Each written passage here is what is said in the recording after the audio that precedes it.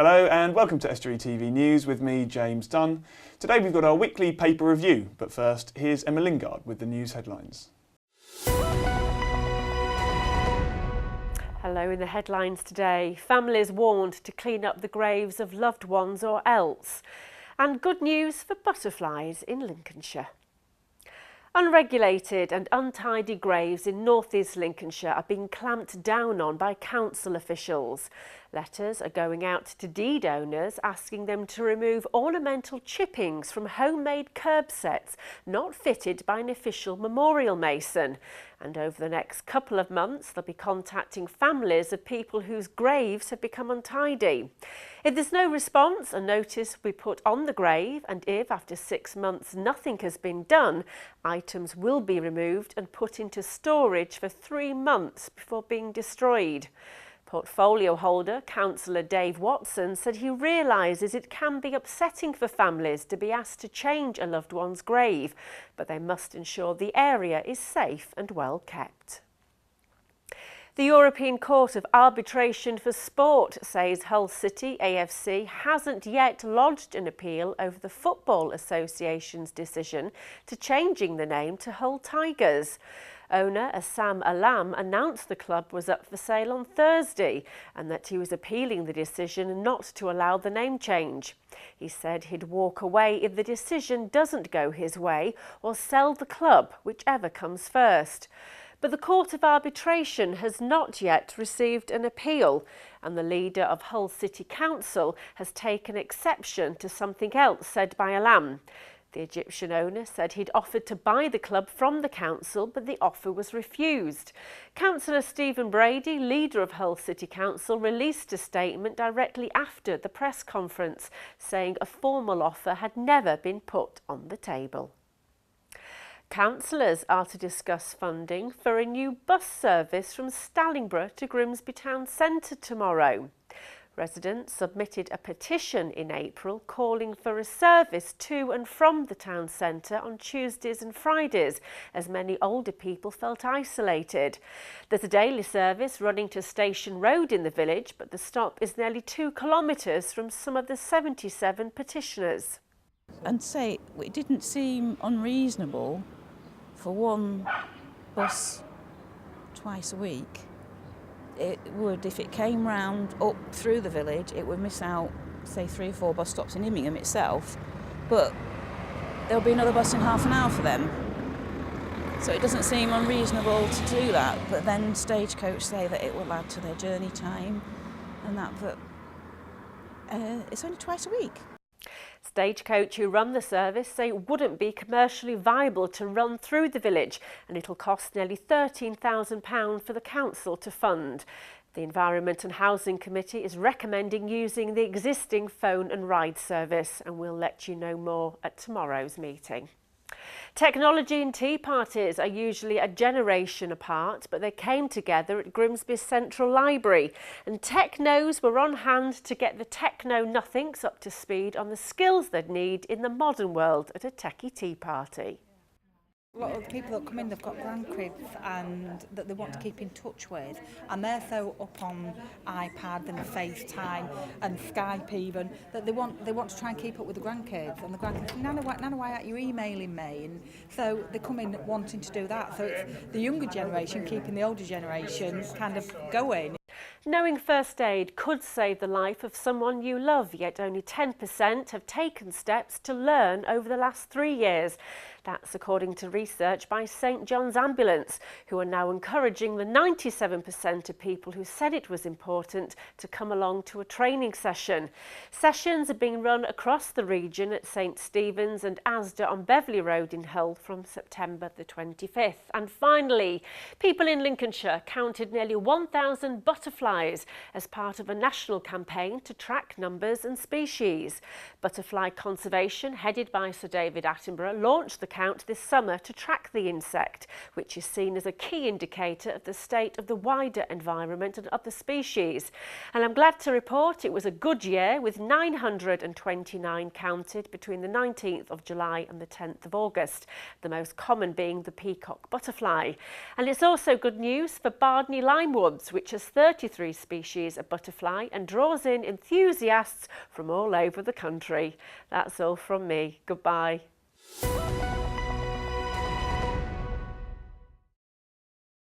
Thank you, Emma. Now it's that time of the week where we look at the headlines from across the region. Today our guest is Michelle Lawler, the editor of the Grimsby Telegraph. Thank you very much for coming in. No problem, James. Pleasure. So, it's been a busy news week as ever. Always is in Grimsby, isn't it? I think we know that by now. So we'll start with your paper. Yes. I think it's Thank the you. polite thing to do. Okay. So, I mean, here we've got, your front page here is Yeah. about a one-woman crime spree, essentially, Yes, isn't it? yeah. You've got one lady here, 170 convictions to her name. Ridiculous. And we see this time and time again in our newspaper, and I think our readers see it as well. A large amount of crime committed by a small amount of people. And the frustration that we see through our viewpoint page from North East Lincolnshire residents is why on earth isn't something more done to stop this? And the fact that one thing seems to be behind it all the time, and it's drug addiction, which is something that I touched on in my leader, I think, today in there, is that actually the problem is that the need for drugs takes over, and shoplifting is seen as an easy crime, I guess, for them. They sell it on, they get the money, but ultimately we have to pay at the tills. I suppose it's difficult to tackle the root cause of something when the people committing the crime aren't necessarily feeling rational. Exactly. And I don't think, people say with drug addiction, what can you do? How can you stop it? How on earth can you? It seems to be a situation which no government has been able to tackle. There's certainly not an easy answer to it, given that There isn't. people have tried. There isn't. Are there enough? There are treatment centres. There are, and but the problem is it just seems to be a very cultural thing, doesn't it? And it's generations, third or fourth generations down the line now that are now having serious problems with drug addiction in this country, as in other parts of the world. And it's spiralling out of control in some areas, I think. And like you say, it is a cultural thing to an extent. Some people don't necessarily have the right upbringing and find themselves on hard times. Do you think your readers are sympathetic to this, or? I think to a certain extent they will be. But what the readers see is this, is actually 170 crimes committed by one individual. Why on earth can they not be protected from that particular individual? The police obviously know who they are. A lot of people know who they are. What can be done to stop that? Sentences, they always say sentences should be longer, they should be stiffer, they should be harsher. Will that help? I don't know. And I suppose you have to ask, how do you get to 170 convictions? It's rather a lot, isn't it? It is. It is rather a lot, yeah. Now, even by our interestingly, standards. I was looking through this paper actually, and one thing did catch my ie, which was this tiny little advert here. Oh, the speed camera Mobile locations. speed camera Yes. locations. Find Yeah. them online. I'll give you a quick plug at www.grimsbytelegraph.co.uk/speed cameras. Yes. Who wouldn't want to know that? Exactly, but I would say if the police and the authorities are true to their word that these are to reduce speed, not to actually make money out of them, then yes, they should publicise them. Well, I suppose that answers my question, which is how do you get away with doing that? Are you allowed to do that? Is what I would say. They are publicised on the authorities' websites as where the locations are on a particular week. So we're repeating that. But I suppose, and I think they have to do that by law actually, they do have to tell you where they are. But I think, like I say, true to their word, if they are true, and they do say that they're not actually cash machines, but they are a real effort to actually cut speed-related accidents, then they should be publicising where they are. So. Well, no doubt that will. However, the one near Tetney often gets me, between Humberston and Tetney. So, we've all been caught by that one. Slow down, Michelle, I think is the answer. I want to move on a little bit to a different paper for a second, and this is a story that saw in the Hull Daily Mail, which is about the East Riding Council. Now, actually, it's a story that affects the whole region because they've been talking about cuts to the police. Yes. They're worried that the East Riding, which is largely a rural area, will be unfairly hit by cuts to Humberside Police, while efforts will be concentrated in places like Grimsby and Hull. Do you have concerns? Be interesting to hear whether you have maybe different concerns. Well, I think there's a few points about this story, and obviously we've been covering the cuts in the Grimsby Telegraph, as have you, and other media outlets across the area. I think the issue is actually we're getting now, and I think we were discussing this earlier before we came on air, March next year, these changes are going to come into place. And actually, if you ask probably even you or I, who should be in a better position to know than maybe your average person on the street not involved, the detail of these changes, we'd struggle to answer it. Yeah. And I think for the people on the streets who, and it comes back to the 170 convictions by one person, they already don't think there are enough police officers on their streets anyway, whether you're rural or urban. And they're hearing that I think 600 or 700 officers are going to be cut. I can't remember now. I mean, it's something like a quarter, but between 2010 levels and 2015, it's something like a quarter of the police force. A lot of police officers who potentially won't be where people want them to be at a certain time, you know, and you can never cover every crime, you know, and sometimes do the public demand too much of a police officer, you know, you cannot get everywhere at once. But the less officers, the less places they are going to be. And there is no doubt there must be a link between a police officer being on a street and a reduction in crime. So these guys, and what you're saying there is, you know, public engagement is a problem. Yes. I've found as a journalist, I don't know what you think as the editor, sometimes there are public consultations, but people don't necessarily pick up on them, do they? No, they don't, and people don't pick up often on the detail, and you understand that. People are busy, they hear things in passing, they probably think it won't affect them. But actually come next June or July when these changes are taking place, if it then directly affects them, they won't be happy about it. And I think that is the problem when we have people have busy lives, they don't read the news as much. I mean, I readily admit that as they used to. They miss these very important things that are going to hit on their lives, actually. Yeah, and I think I do definitely agree with you that we're getting very close to the deadline. And, you know, you or I, neither of us really know exactly what's going to happen. I'm going to pick up the Scunthorpe Telegraph next, which is your sister paper. Yeah.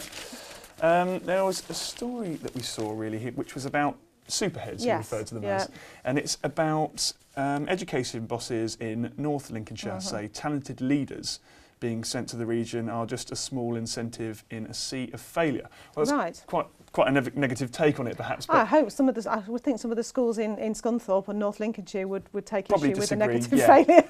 I mean, essentially the story is these guys who have tipped for success, you know, really talented teachers are going to be shipped in to take control and take leadership roles in North Lincolnshire schools. It's a pilot scheme, and it's through something called the Talented Leaders Initiative, run by the Future. Struggling to find it here, but Future Leaders Trust. Yeah. Can it make a difference? You would hope a good leader could always make a difference to an organisation, and I think they do. And I think you can see if a good leader is a good leader who comes in, who understands the staff, who can motivate the staff to motivate the children properly and in the right way, it will make a difference, I am sure. You've had guys that have come through this trust take control of Grimsby schools. Yes, I think Havelock, Nigel is at Havelock, and I think doing a very good job there. And it is a lovely school. I was in that school I think a couple of months ago, and the transformation that is going on there. But then you've got the David Ross Foundation behind that transformation as well, which is a very different look on how schools and education should work. So I think yes, I think hopefully it would make a big difference. I'm going to pick up another paper here. I think I'm going to pick up the Louth Leader. Yeah.